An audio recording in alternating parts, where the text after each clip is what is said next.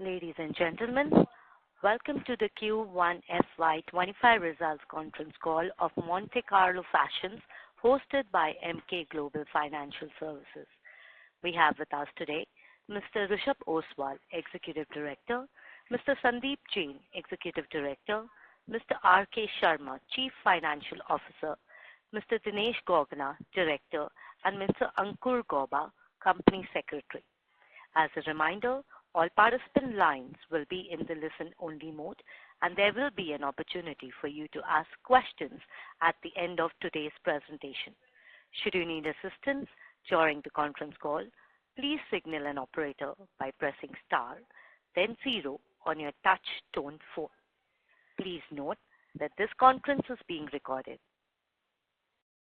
I would now like to hand over the conference to Mr. Vishal Panjwani, Emkay Global Financial Services.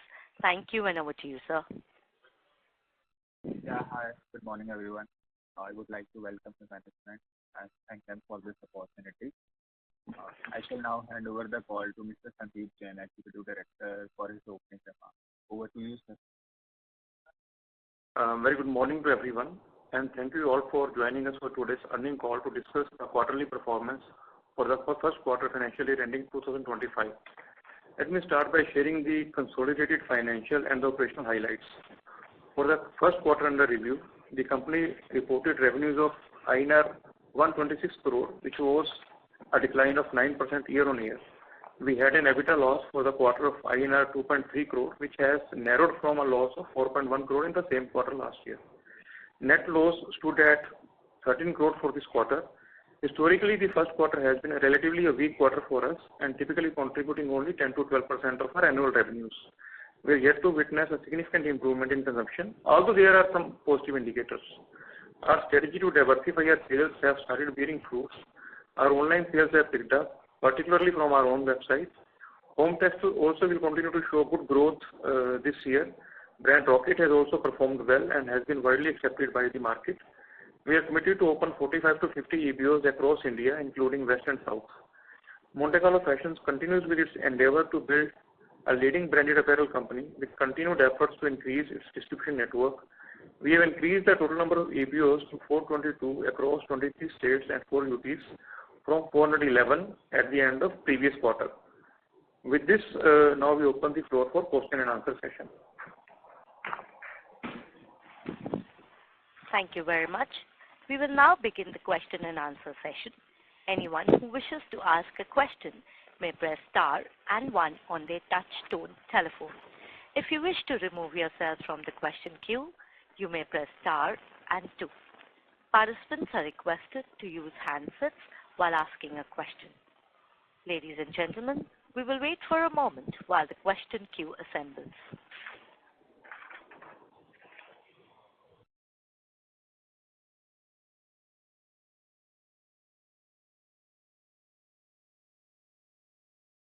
The first question is from the line of Jensen Jacob from Centra Insight. Please go ahead.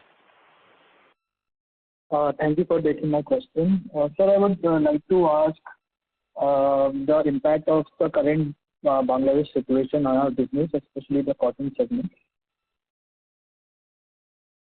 See, we are not affected by Bangladesh situation because we are not having any exports presence as of now, and also we do not import anything from Bangladesh. So this is something which is non-event for us.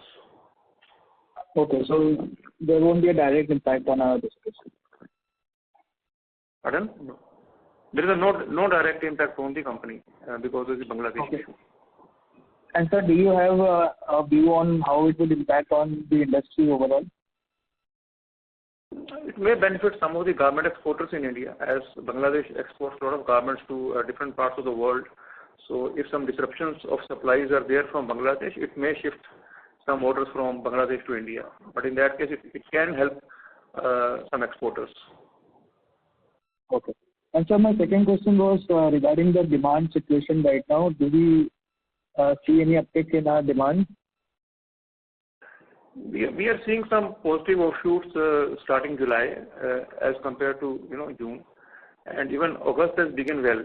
So I think that going forward, work seems to be behind us, and we are looking forward for a positive start from quarter to Q2. Okay. Yeah, that's all from my side, sir. Thank you. Thank you very much. The next question is from the line of Swecha Jain from Whitestone Financial Advisors. Please go ahead. Hi, sir. Am I audible? Yes. Okay. Thanks, sir, for giving this opportunity. Sir, I wanted to understand, out of the formats that we have, EBO, NBO, NCS, e-commerce, and SIS. So from these formats, in which format the inventory actually lies in our books and we record sales as and when it is sold, and under which format we do outright sales and then it is recorded under receivables? See, out of all the channels, like in LFS, it's completely on SOR model, but inventory lies in their end only. So in all the channels, we actually bill it, but there are some corrections which is there in LFS and online and EBOs, but MBO is completely outright. So inventory lies at their end only. But yes, we do take some corrections at the end of the year, respectively from all the channels. But in EBOs, owned by the company, the inventory lies. And the COCOs, which are company-owned, company-operated, the inventory lies with us. Okay, so you are saying only in COCO the inventory lies with us, and Yes. in all the other channels the inventory lies with them? Lies with the buyers, yes. Okay. So answer, sir, so basically all the other, it is an outright sale, right? No, it's not outright sales. Basically, like in LFS, I have mentioned that it is SOR. So we take returns at the end of the season. And also in EBOs, it's a consignment sales, and we take back some goods at the end of the season. And we do give some corrections in the buyer-seller EBOs also. In online also, it is one area is buyer-seller and one is consignment sales, where we take back some goods at the end of the season. Okay. So so my second question was a follow-up on this was only what is the sales return policy for each of these channels? So you are saying that in all these channels, though the inventory lies at their end, at the buyer end, the sales return is there at the end of the season, right? Yeah, see, in case of MBOs and SIS, there are no returns. It's completely outright sales. Yes, in case of EBOs and in LFS and in online, there are returns at the end of the season. Okay. And approximately it ranges from around 10-11% to 20%, depending upon the channels. Okay. And sir, in FY24 end, we had an inventory of 435 crores, which was obviously a little higher than the historical average due to the bad situation, the market condition. So just wanted to understand, how much more discounting we will have to do to offload this inventory? No, we have already taken care of the inventory because some of the inventory which was lying in the last year was set-wise inventory, which we are discharging in the fresh period in this financial year.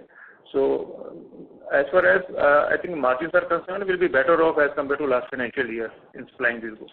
So March inventory includes some new SS20 material. And the March inventory also includes the new summer inventory also, which has gone in April and May. Okay. Thank you, sir. That's all from my side. Thank you. Thank you very much. Participants who wish to ask questions may please press star and 1 at this time. To ask a question, please press star and 1 now. The next question is from the line of Chirag Singhal from First Water Fund. Please go ahead. Yeah, thanks for taking my question. So just one question, I wanted to understand the revenue and margin guidance for this year. Revenue and margin guidance? Yeah. Okay, so in earlier phone call also, we have mentioned that we see a flat to single-digit growth in this financial year. But we would see that there is a significant, jump in the margin as compared to last financial year, and we see that there should be at least 200 basis point jump in the margins, EBITDA margins as compared to last financial year. Okay. Got it, sir. That would be it from my end. Thank you very much. The next question is from the line of Guneet Singh, Counter Clinical PMC. Please go ahead. Hi, sir. So I'm Gunit from Counter-Cyclical PMS. So it was inaudible. How much jump in margins should we expect this year in FY25? I think I answered in the last question that we see an improvement of at least 200% as compared to last financial year in EBITDA. 200 basis points. Yeah. Sir, and in the previous con calls, we have been stressing about how we will focus more on diversification. But, they did not show in the numbers of Q1 where we are still seeing seasonality of lower sales. So, how do we look at this going forward? See, Q1 is basically not a reference point for us, as it contributes just 10 to 12% of our revenues as compared to whole year. So, as we move forward in quarter 2, quarter 3, and quarter 4, you would see significant difference as far as this summer season sales and winter season sales are concerned. But there are quarter to quarter variations as far as sales are concerned. All right, sir. Sir, and I would just request you one more thing to please consider buyback before 1st of October, because after that it would virtually almost be impossible to do a buyback with the new taxation scheme, and we have good cash reserves.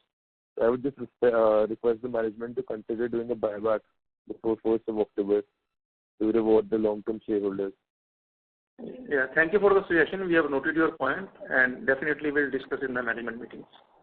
All right, sir. Thank you. That's all from my side. Thank you very much. Before we take the next question, we would like to remind participants that you may press star and 1 to ask a question. To ask a question, please press star and 1 now. The next question is from the line of Keshav Garg, Counter Clinical. Please go ahead. Sir, I'm trying to understand that what is the net cash on our books as of today? Yes, 282. Okay, sir. As of 30th June. So is it 232 or 32 crore? 282. 282 crore. Okay, sir. Sir, and also, sir, like you said, last year also was we degrew last year in FY24. Sir, and even despite that, you are expecting a flat year, even on a lower base. So, what's the reason for that? And especially considering that we even expanded our SKUs in shoes, etc. So, despite that, sir, why aren't we able to grow? Because we are opening new stores in the south, etc. So then, why aren't we able to grow from a small base? That's my question. I think you have said very right question. But basically, what happened in this financial year was that our focus changed completely to profitable growth. So we have to close some of these stores which were unprofitable, and to compensate that, we have opened some new stores, and also we have closed some SIS and other areas where we were actually incurring some losses. So that is why, to compensate that, yes, new stores have added, but we do not see any growth as far as this financial year is concerned. But definitely we can revise our guidance after Q2. So once we have our even summer trade show in our hand, which is happening in August last week, and also some of the winter season sale which starts in September and October. So we can revise our guidance. But before that, as of now, as discretionary spending is still at the same level and consumption is still down, but there are some good, signs of economy reviving. One is the monsoon has been normal, so which is actually putting us in a sweet spot that this will drive the rural economy. And secondly, we see a very big wedding season coming ahead as compared to last wedding season in India. So we have more number of days as compared to last season. So these two things definitely can change the outlook, but that we can only address it in the quarter 2 phone calls. Sir, and also, sir, I understand that we had some capex plan to manufacture home textile or blankets in Jammu, which was subsequently cancelled. So any further capex that we are looking at, any plans to get into again quilt manufacturing, or that has been permanently shelved? We saw it diligently that actually it was because of some extensions from other manufacturers in India only. So it didn't be that competitive what it used to be 2 years back. So that was the reason of dropping it off this expansion. And even actually we are getting at least 3 to 4% cheaper as compared to last year, the blankets and the quilts. So it doesn't make any sense to put up any manufacturing unit. So rather we are concentrating on the marketing. So we have no capex now going forward. The normal capex of around 15 to 20 CR that includes some replacement of machines and also some expansion of warehouses and all. But no new capex is there. No new capex to start a new factory or something. Sure. Sir, and also originally from woolen, where we have expanded into cotton, then home textile, even kids wear. So any plans to get into Indian ethnic wear? See, as of now, we don't have any plans for ethnic wear. We are just concentrating on our existing range and also on the newer brands which we have launched in last few years, like Rocket, like Lock and Decker, and also our home division. So that is showing a lot of I would say that growth going forward. So these are the areas which will definitely be high growth areas, plus existing areas where we are continually growing from last many years. Great. Sir, one last thing, sir, like the previous speaker had suggested, sir, now after the recent effect, now 1st October is the deadline, and after that, the practically buyback will be impossible. So whatever distribution we have to do, sir, we can do it through a buyback, through a simple board resolution. Sir, shareholder approval is also not required up till 10% of outstanding share capital buyback. So kindly consider that, sir, because after that, we will never be able to do that. And since this is a lean period for our company, then probably it's a good time also as per the valuation, sir, because we can extinguish our outstanding shares, so our earning per share will permanently go up. So that's a humble suggestion from your shareholders. Yeah, definitely we'll look into it. Thank you. Sure, sir. Thank you. Thank you. Thank you very much. The next question is from the line of Mr. Vishal Panjwani, MK Global Financial Services. Please go ahead, sir. Hi, sir. Thanks for the opportunity. I wanted to understand a bit of color on demand trends, like how was the Q1, like April, May, and June, like month on month, any uptick did you see in June? So I would say that the demand has not been that great in the Q1. That is reflecting in the sales also. But beginning July, we have seen some improvement, and August has also begun well. So that is making us a little confident of going into Q2 and Q3. Okay, and sir, how do you see the demand upcoming for this winter season, and like how do you see your inventory freshness in that sense for the recent fashion and trend? The inventory is under control. As last year we had some issues of inventory, but this year we have taken corrective actions. So this year inventory is under control, and we are very positive going into Q2 and Q3. Okay, and sir, your working capital days have been on an improving trend from last 3 years, but still remains a bit elevated at 158 days at end of FY24. So, sir, where do you see the opportunity of improvement in this, and like where should you? It will remain same at this level only. I don't see any further improvement in working capital. Okay. And sir, you have reported that your online and other channels is around 9% for this quarter, sir. What is the mix of our own website versus other big platforms such as Amazon? The last Rishabh to answer this question. So I think till our first quarter, we've done a total e-commerce sale of around 14 crores as compared to 9 crores. And out of this, around 4 crores is from our own website, and the rest 10 crores is from our different marketplaces. Okay.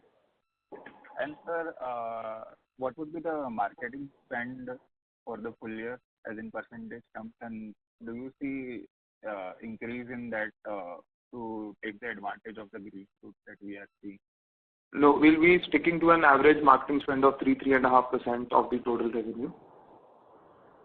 Okay.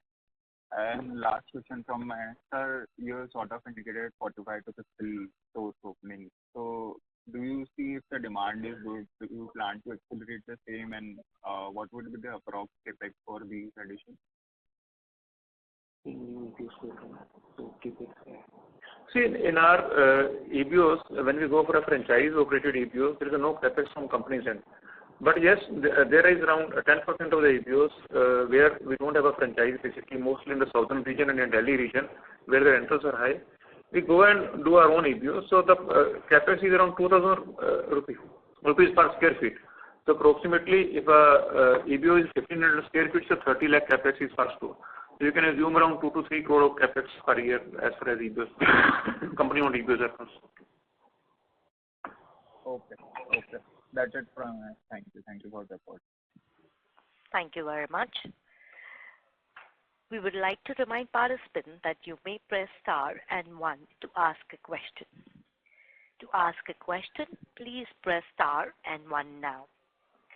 The next question is from the line of Sumangal Pugalia from Rare Enterprises. Please go ahead.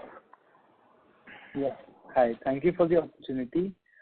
Can you talk a little bit in the detail about the EBO and especially company-operated strategy? I mean, how do you actually see this? This is the area where you're investing and putting up more footprint. So how do you see that playing out in the next 2-3 years? And how do you actually also evaluate locations and see the progress? Because it's difficult to understand the progress so far on these stores so far. Basically, if we see that the COCOs are basically around 10 to 12% of total EBOs. So this ratio will be for this and next financial year also. So the reason for opening COCOs basically are in those locations which are of high rental, where the franchisees, can't make money out of it. And secondly, it requires investment also, as areas are large.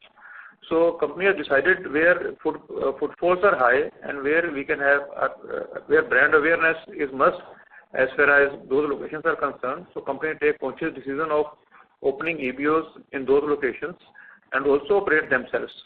And already I have told that the capex is approximately 2,000 rupees per square feet. Right.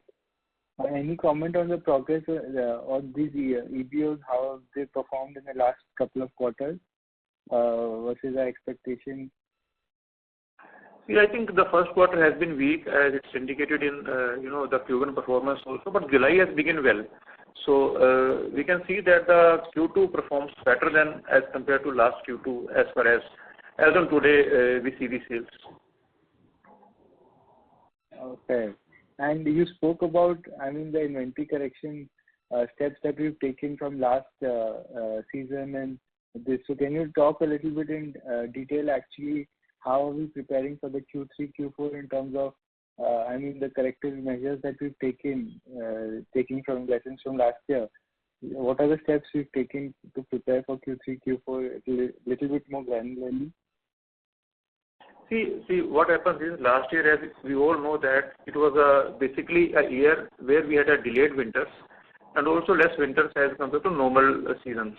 So what happened in that was, so there was a lot of inventory which got stuck at these stores. So we took a conscious decision of calling back that inventory, even that resulted in loss also at that point of time. But what we did was that we actually refinished it and also we made some sets out of that. So now that inventory, out of that inventory, at least 10 to 15% inventory is going into fresh in this financial year. So that is saving us a lot of money as compared to normal scenario where we sell it in a discount or we sell it in a lots. So that would definitely save us a lot of money in this financial year. So this year, as far as this year is concerned, I think all these inventory issues have been taken care of in the last financial year. And we are going very clean as far as this winter dispatch is concerned. And we are confident that this year the inventory issue will not be there because of the corrective action taken by the management in the last financial year. Okay. And on the performance so far also we've seen volume degrowth happening. while realizations have improved, you've taken probably price hikes, but volume degrowth is in double digits also now. So do you see that the growth that we're even in the next Q2, Q3, we see volume growth year-on-year happening again? No, there is no volume degrowth. There is some confusion.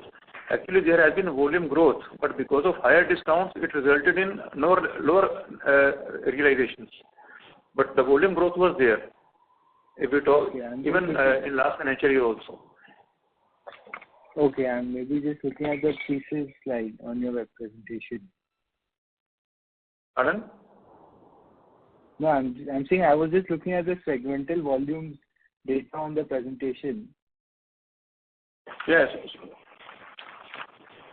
This year, see again, I'm saying for this quarter, this is not an indicator of full financial year. But what I was speaking of, it was the last financial year that volume didn't go down. It was the higher discounts which brought the sales down. So this first quarter is not indicative of a volume. So it's better to see quarter 2 and quarter 3 performance. Then only we come to know the actual volumes. Sure.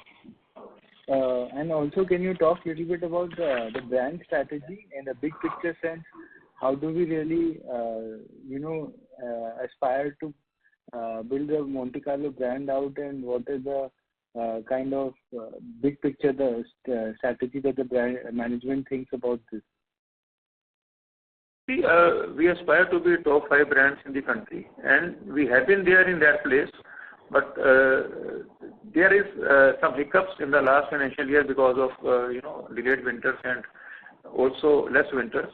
But we are very confident that as a focus is moving from winter to summer, so that is bringing down the dependence on winter year on year. Even it used to be 100% at one point of time, which has come down to 50%, and it is going down every year as summer sales have been growing. And we are confident that will be aspirational brand for our consumers, and also our focus will definitely be keep on shifting to summer wear going forward. Sure. Thank you so much. Thank you. The next question is from the line of Mr. Deepak from Chameleon Capital. Please go ahead. Yeah, hi. Thank you very much. So my first question is that you said that in COCO stores there is a capex of 2,000 rupees per square feet on 1,500 square feet of size. So that is around 3 crore rupees capex. 30 lakhs. 30 lakhs, sorry. So, and how much is the inventory in one store? Inventory, it depends on the season, In summer season, the inventory is approximately 35 lakhs to 30 lakhs. In winter season, it becomes around 70 to 80 lakhs. And then it keeps on, adding the inventory as the liquidation goes on. Okay. And you also said that the rental part, so what is the rental of generally a store which you are opening, COCO store? Is it 100 rupees per square feet or 125? It depends on location to location. Metros have, even 300 rupees per square feet also, and tier 3, tier 4 and tier 5, they have 50 to 70 rupees per square feet also. And also it depends on the location. Locations which are of high footfalls normally have higher rentals, and locations which are of low footfalls have normally lower rentals. So there is no fixed formula for rentals for the location. But if I have to take the average for your COCO stores... The average you can assume at around 150 rupees a square feet. 150 rupees? Yeah. 150. Yeah. That is a normal, basically, minimum, I can say that. But in metro, it is normally around 200 rupees per square feet. Okay, normal. Maybe more than that. But there is no fixed formula as it depends on location to location. Okay, got it. And so currently your presentation says that there is almost 1.4 crores of sales per store it happens, right? Gross sales. Approximately it is 14,000 rupees per square feet. But what is the net sales here? Pardon? What is the net sales here? Yeah, the net sales. It's a net gross sales. I'm not talking about the gross sales. It's the net sales around 14,000 rupees per square feet. In case of north, east, central, But in case of Western and South, it is around 8,000 rupees per square feet.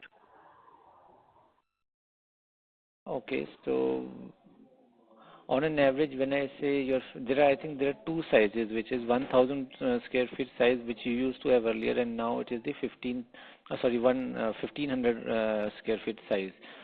So in a 1,000 square feet size, so what is the average sales generally happens, and what is in the 1,500? You can multiply 14,000 into 1,000, it is 1.4 CR of annual sales that happens in that 1,000 square feet stores.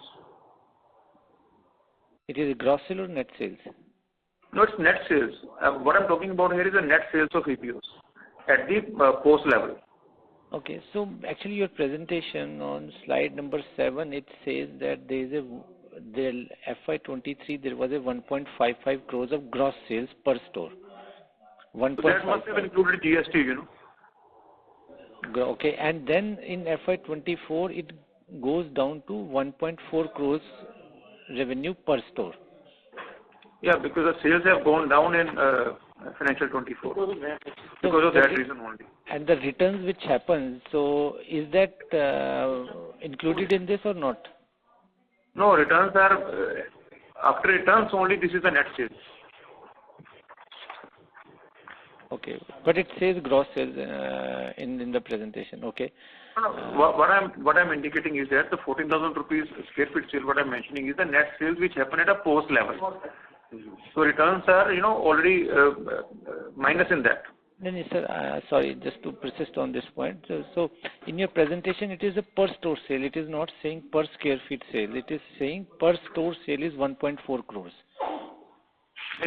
What I'm saying is that because normally we see that 1,000 square feet of store, so that generates a 14,000 rupees per square feet revenue per annum. So that becomes 1.4 CR of sale per store. But I think in presentation they have averaged out all the number of stores, divided by number of stores and divided by total number of sales, total sales. So it comes in 1.4 crore of sales per outlet.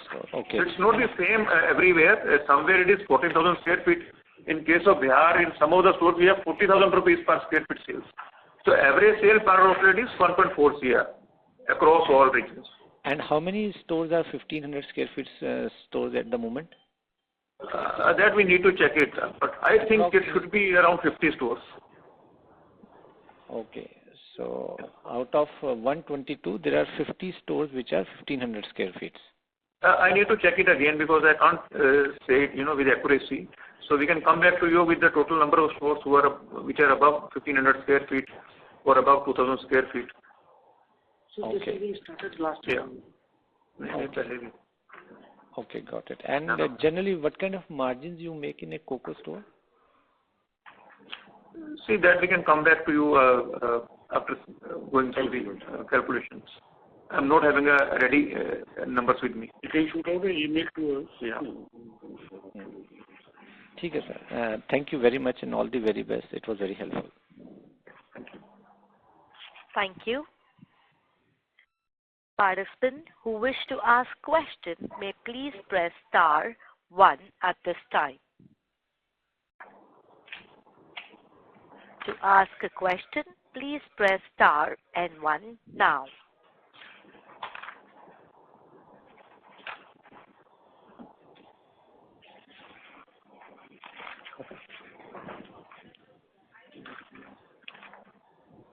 The next question is from the line of Sanjay Munjal, investor. Please go ahead. Yeah, hello. So my question is regarding the footwear segment. We recently forayed into the formal footwears. Like, is it getting good traction from the customers?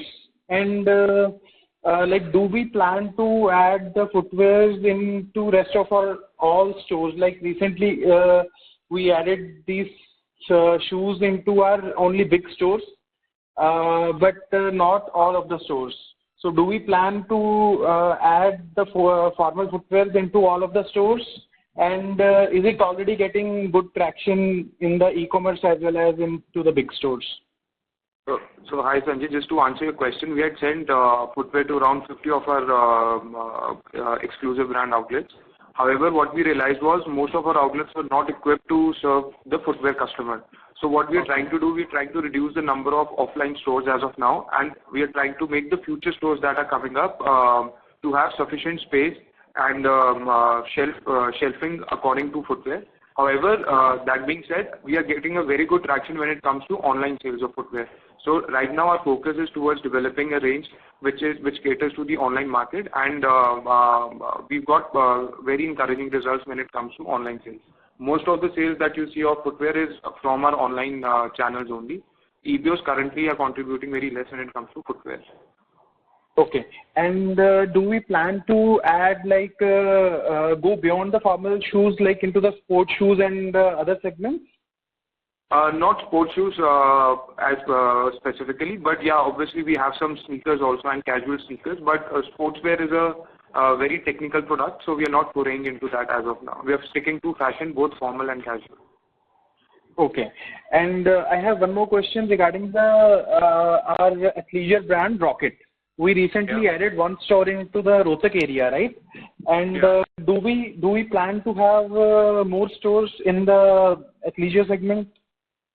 Yeah, so we've just opened one store a couple of months back. We've seen good results from that. We are targeting to open 2 or 3 stores, not more than that in this financial year. We're going to see how the stores perform and then take a call going forward. Okay, okay. Thank you very much. Thank you. Thank you. The next question is from the line of Devanshu Bansal, MK Global. Please go ahead. Yes, sir. Hi. Thanks for the opportunity. Sir, I just wanted to understand consumer behavior here. So we are seeing muted trends in the physical channel, but online is doing really well for us. So do you think this as a structural thing where people are moving more towards convenience and footfalls on the streets are reducing? So what's your thought on that? And if this is true, then how are we sort of strategizing to capitalize on this changing consumer behavior?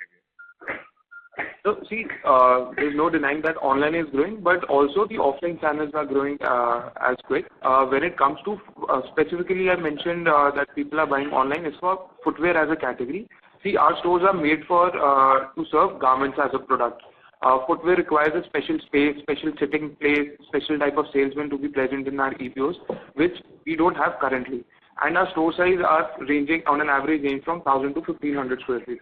So I don't think so it will be prudent for us to keep footwear as a category in these stores as of now. However, we have opened a few stores which are 4,000, 5,000 square feet in size. There we have a dedicated wall space meant specially for footwear, where everything is done according to what a customer would require when buying a piece of footwear. So that said, online it is much easier to expand into a category, as we don't, other than the SKUs, we don't need anything else. So that is why I said that we are seeing more traction online. But our offline channels, including our MBOs, large format, and our EBOs, are seeing strong traction and growth in other categories. Got it. And incrementally, Rishabh, thanks for answering this. A small thought on this. Do you footfalls returning to, say, pre-COVID levels?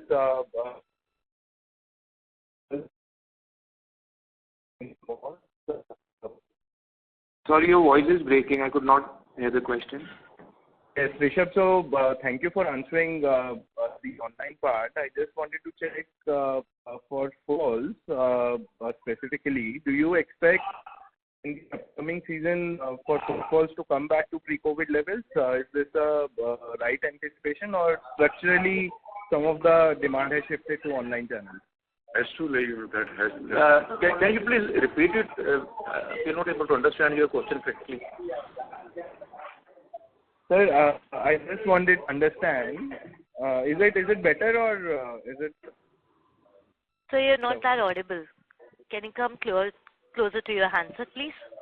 Yeah, basically I'll retake in the queue. You can go. I mean, okay, you mean that how we are positioned as a pre-COVID sales, you wanted to ask?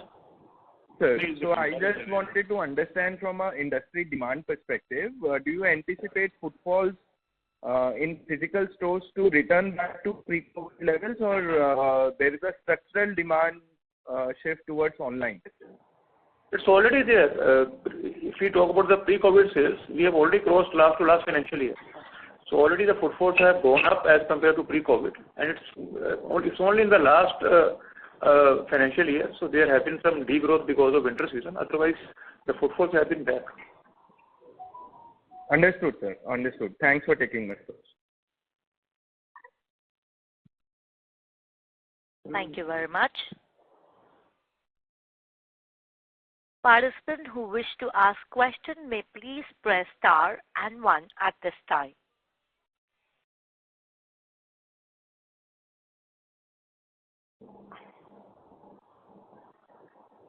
To ask a question, please press star and 1 now.